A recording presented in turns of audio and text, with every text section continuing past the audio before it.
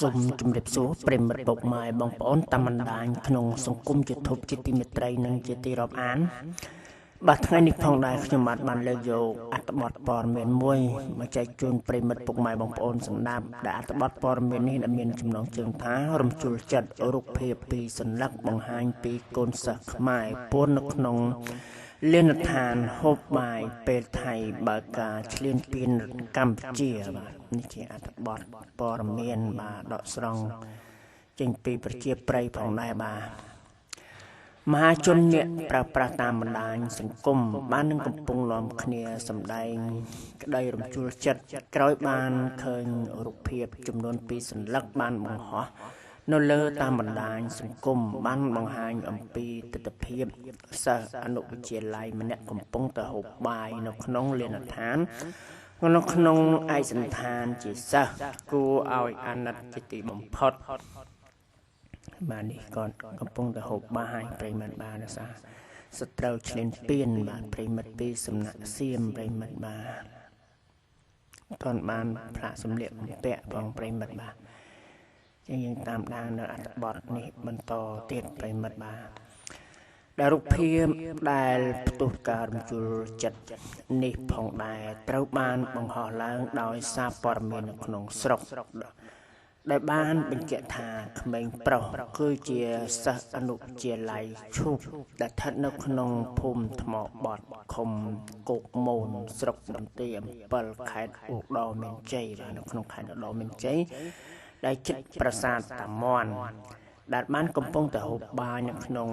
លានដ្ឋានក្រោយពេលដែលទាហានថៃបានបើកការវាយប្រហារមកលើកម្ពុជានៅព្រឹកនៅថ្ងៃទី8ខែធ្នូឆ្នាំ2024ប្រិមិត្តបាទ25ប្រិមិត្តបាទសូមអធិស្ឋានបាទនេះជារូបភាពរបស់គាត់បាទសូមប្រិមិត្តទស្សនាដោយទស្សនវិជ្ជាផ្ទាល់បាទ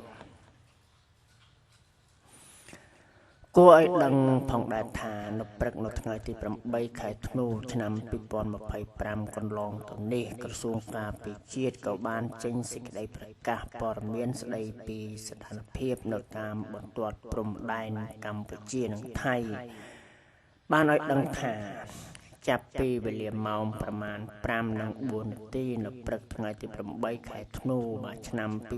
2025យោធាថៃបានបើកការបាញ់ប្រហារមកលើកងកម្លាំងកម្ពុជារបស់យើងបាទប្រិមិត្ត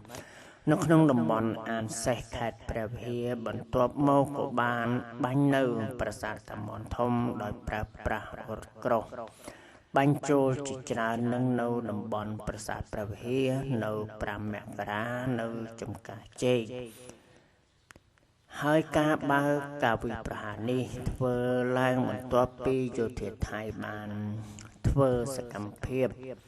បង្កហេតុជាច្រើនរាប់មិនអស់ច្រើនថ្ងៃមកហើយប្រិមិត្តបាទ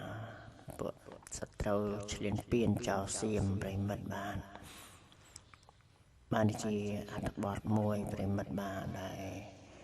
ស្ត្រូវឈ្លានពានចោលសៀមបានធ្វើការវាយប្រហារប្រិមិត្តបាទធ្វើឲ្យសិស្សសាលាមិនបានសិក្សារៀនសូត្រប្រិមិត្តបាទ